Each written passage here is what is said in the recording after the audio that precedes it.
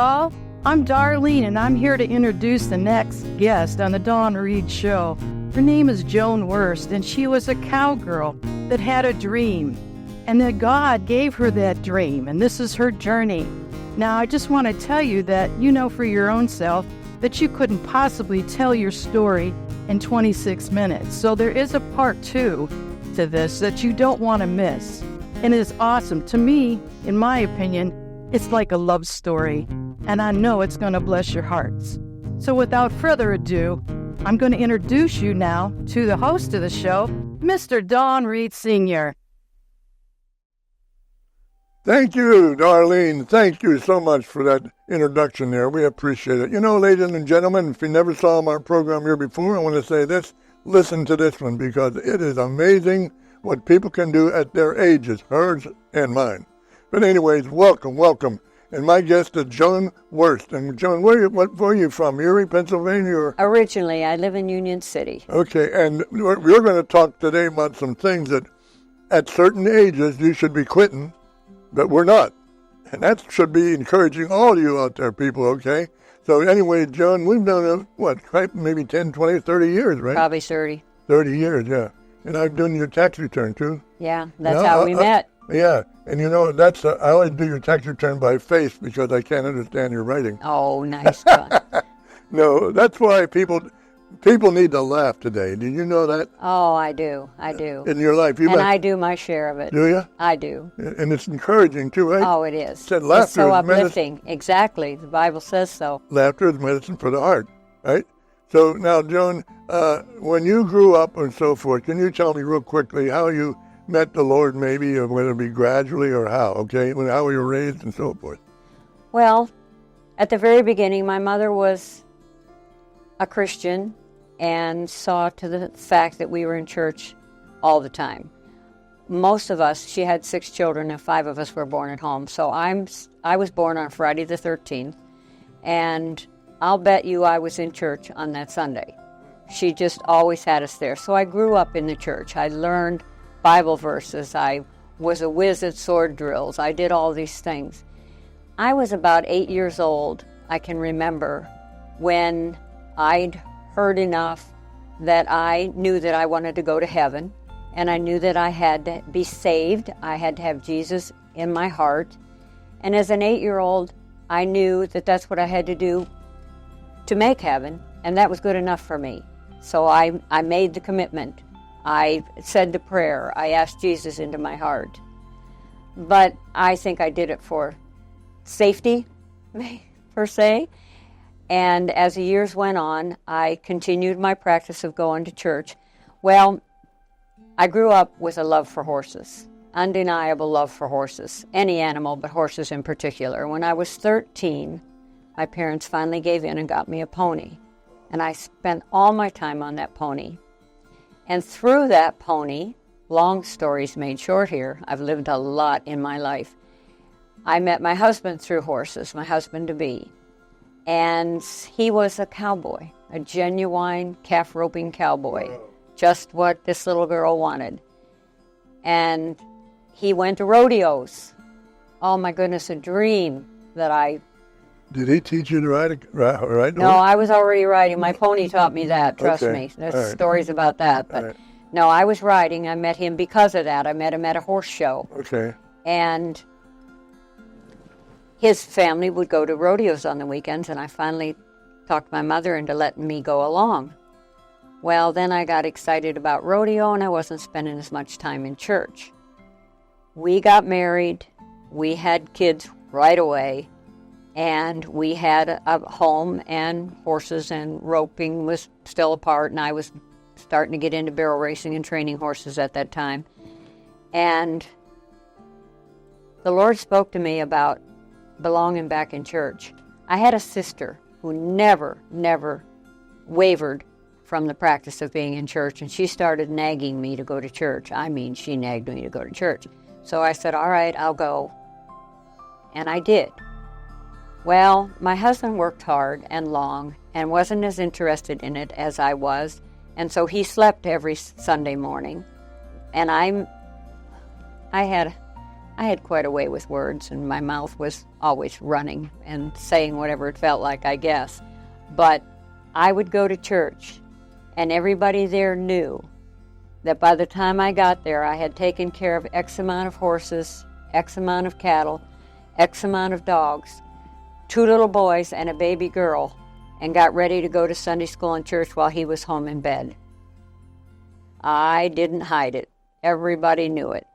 Well, it was through that process that he finally, and he knew, I told him I was doing it. He knew that if he was going to save any pride, he probably better start going to church with me, so he did.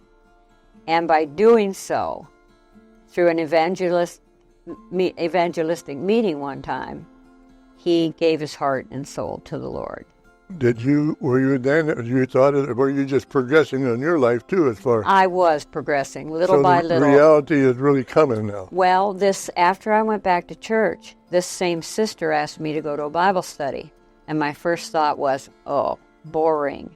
Now, I love to read, but nothing that hard, nothing that complicated, you know. I didn't know enough about it.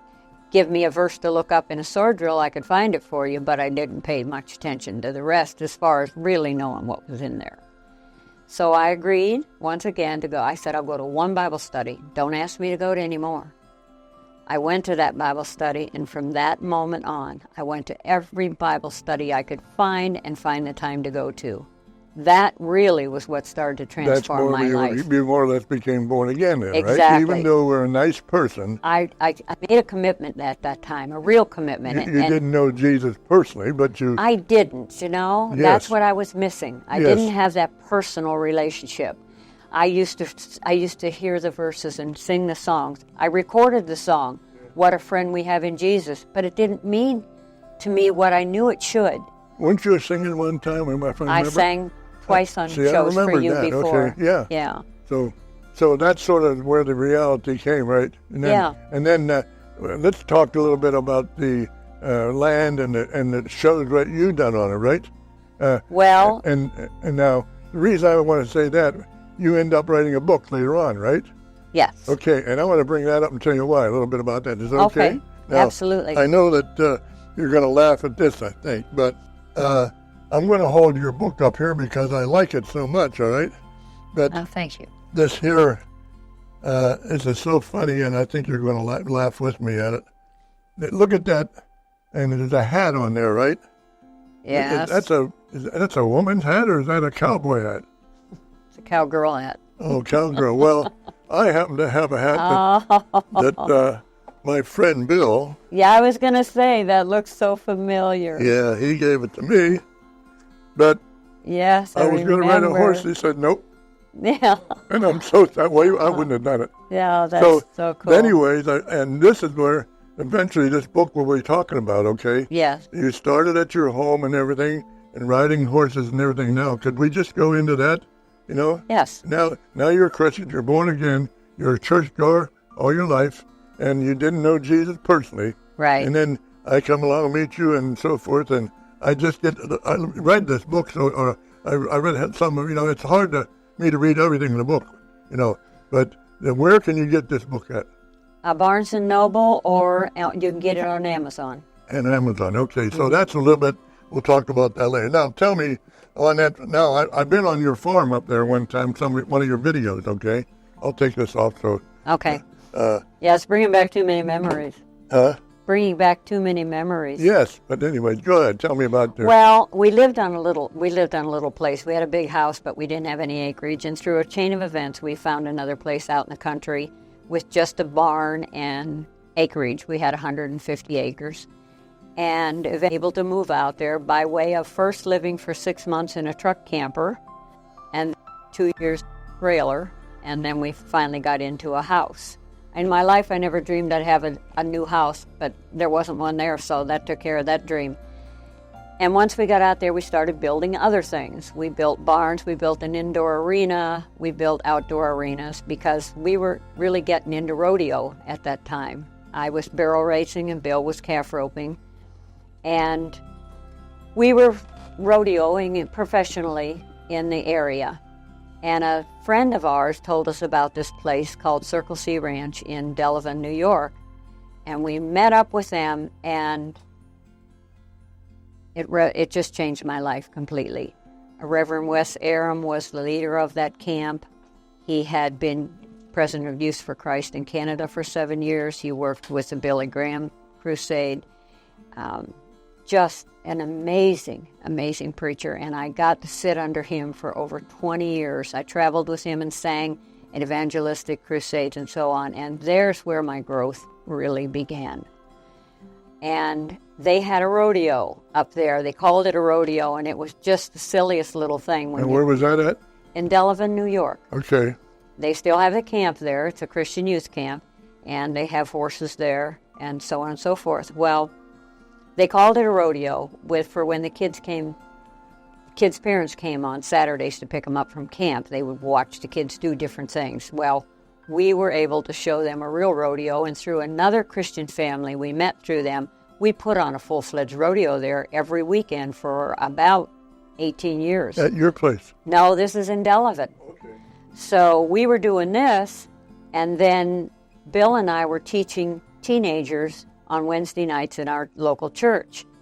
And they knew what we did, so they said to us at one point, would you do something like us? Could we come and watch a little bit of a rodeo? So you were doing that then at your place, right? Not yet. No. We were doing everything at New York. Oh, These in New kids York. Okay. asking that is what started it. So we said, all right, we'll take it, we can rope a calf for you, we can run barrels, we'll do something like that. And we did, very simply.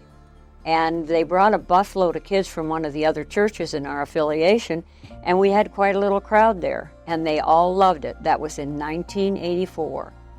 And we held 32 after that time. We turned it into a full-fledged rodeo with specialty acts, bull riding, everything, bronc riding, the whole thing, for 32 years. We did not charge admission, and the gospel... No, I guess I always pretend I'm out there asking questions, okay? That's fine, please. Were you doing that now on your property? Now this is where it started on our property. Okay, because we were on the other property in New York. They got us going. Okay, so they came down and announced for us and did stuff like that. And we had friends in rodeo, and they all came and performed for nothing. We didn't pay them for it.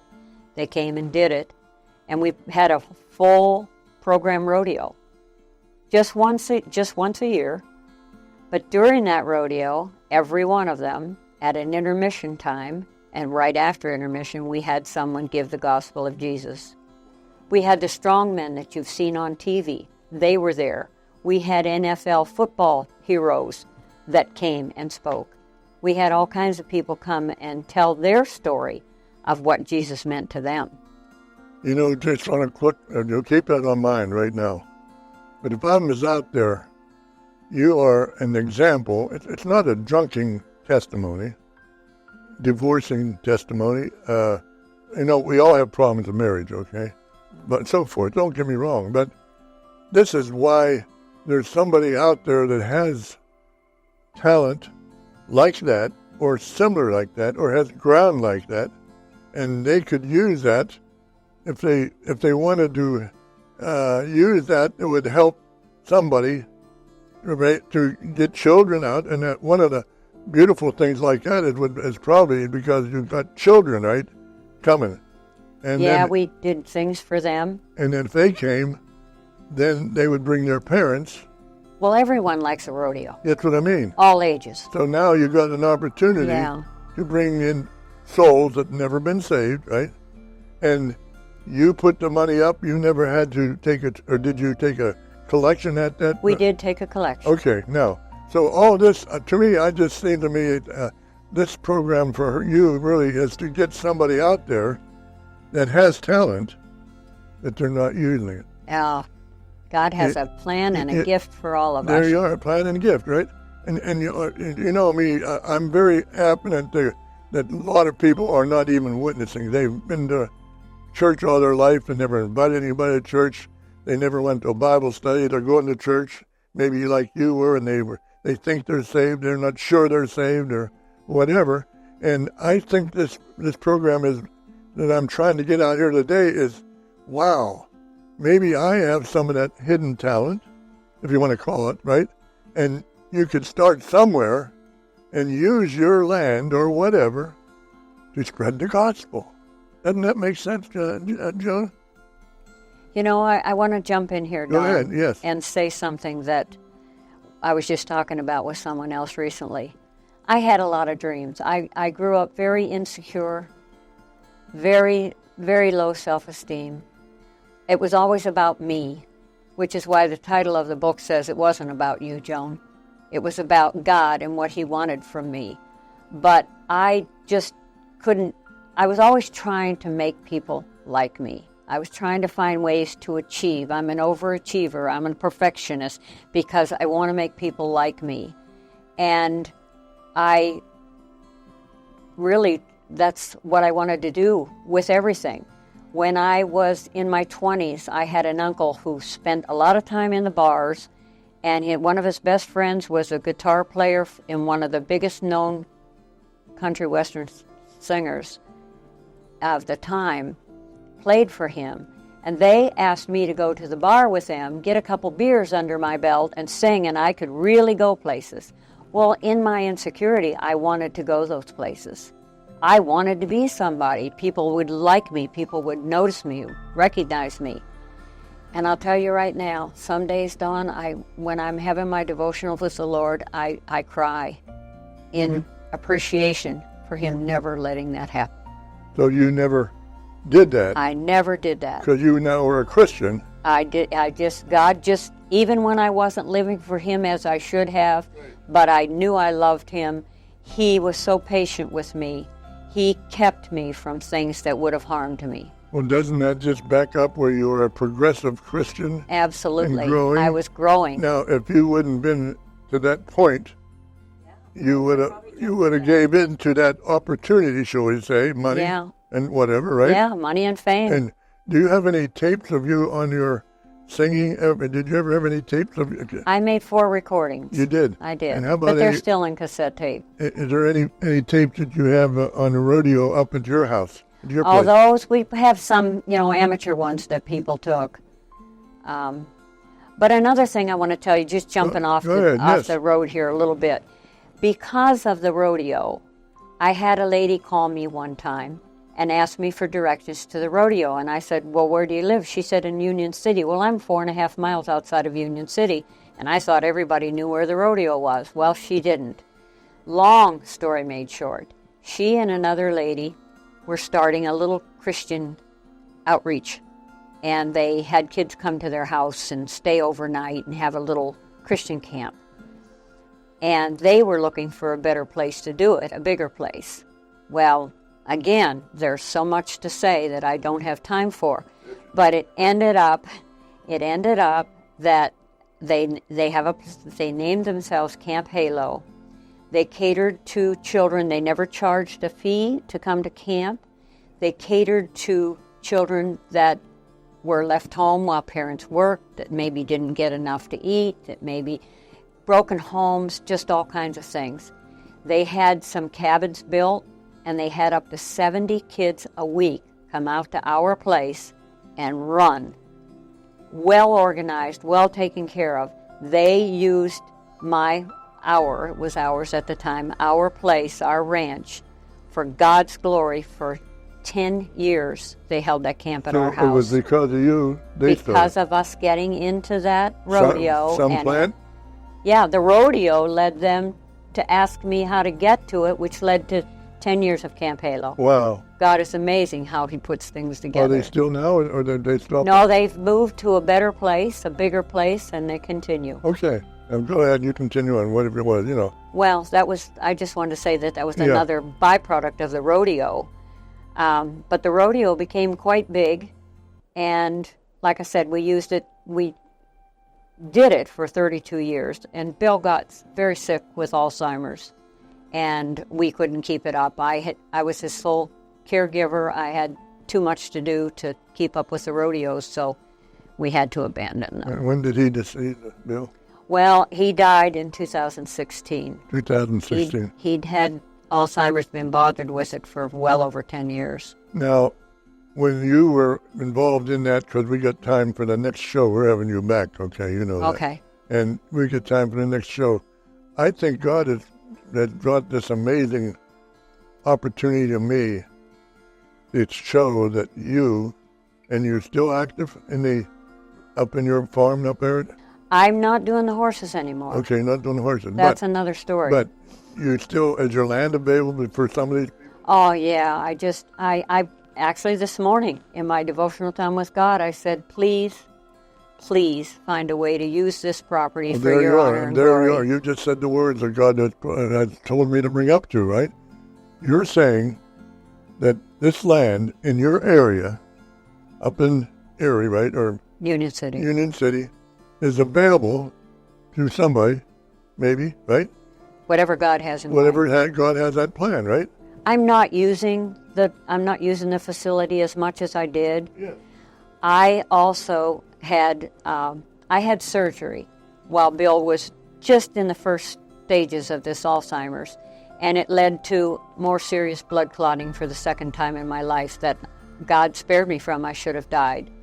And I was taking care of him. Now I had to go on a blood thinner. I was training horses, and God told me, I don't want you doing that. I didn't dare get hurt with no one to take care of Bill. So that was the beginning of phasing it out. And it was another 6 years before Bill died. And during that time, horses got old, people moved away, things slowed down. And by the time Bill died, I was down to just 2 favorite horses, and they both died since. But see, aren't you doing exactly what the Bible says your husband is more important? Oh, absolutely. Now, that I can verify from me in my life, Yes. And I'm not trying to build me up or nothing, but there's somebody out there that has a husband, and you can't, or a woman, you can't leave that person. That wasn't her God, is what I'm saying. And you were willing to, after 6 years of him having it, right? Yep. And then passing away, right? How many people today, when their wife becomes handicapped, they don't even fulfill the marriage vows? It was hard, Don. It was really hard. I had people tell me, because I had financial problems during that time, and I couldn't afford any help. I had to do it all myself. I'm still running a company that he is now running into the ground because he's strong enough to make decisions. I couldn't stop him, and he was making bad ones. And, there's a horrible story that follows with that. We're going to stop there because we're going to go to the next show. Okay. I want to continue right there if you can remember. I don't know. I'm sitting here. I'm really proud that I can bring somebody like her. She's my client for years, and I'm amazed that God told me to call her one day, and of course she knows I'm 92, and I knew she was older, and she said yes right away.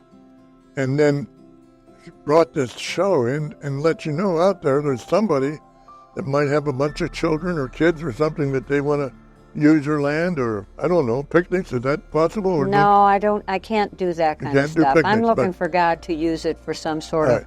There's somebody, listen to me, out there. This program is for you. And please, I try to do what God tells me to do.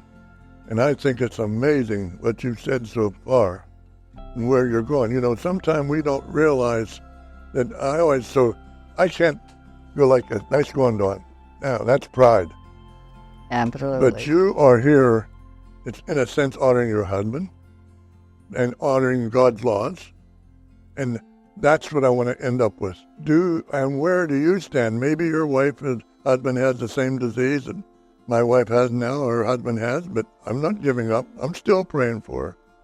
And I want you to know, do you know Jesus, or are you a church goer like she was and not saved? And then someone invited that she didn't want to go, and maybe that's the way I was. But this program is bringing the truth. Jesus said it. I didn't. John 14:6. No one comes to the Father unless they come to the Lord.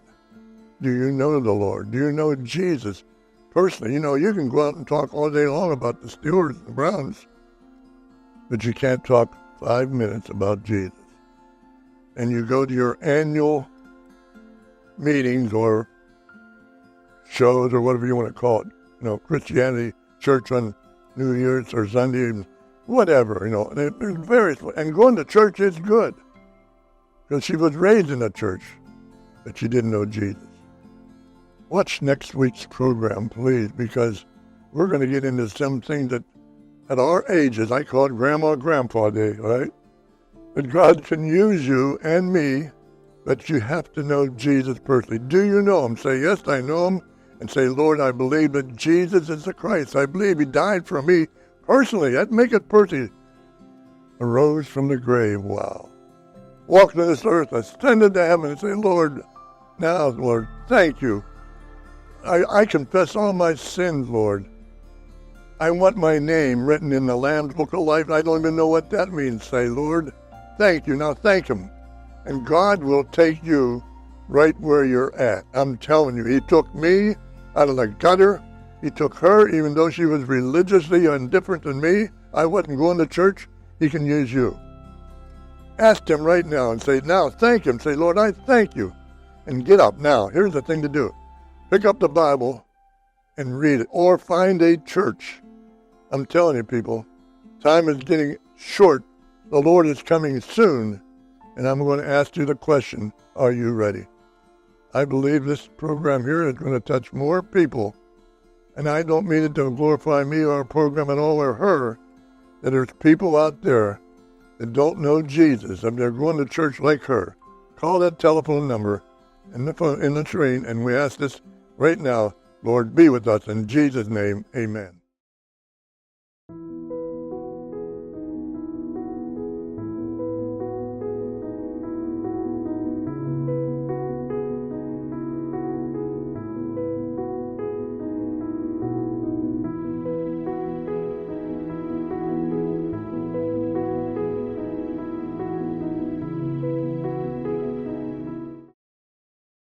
Thank you for watching The Dawn Reed Show, which is now airing live on Life Christian Broadcasting Network out of El Paso, Texas, Wyoming, Mexico areas Wednesdays at 5:30 Mountain Daylight Time.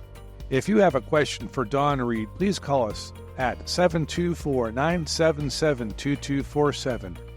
If you have a question to ask Dawn Reed, please visit our website at thedawnreedshow.org and click Ask Dawn. If you would like to donate to The Dawn Reed Show, mail checks to Dawn Reed Ministry, P.O. Box 1181, Hermitage, PA 16148, or visit our website at thedawnreedshow.org.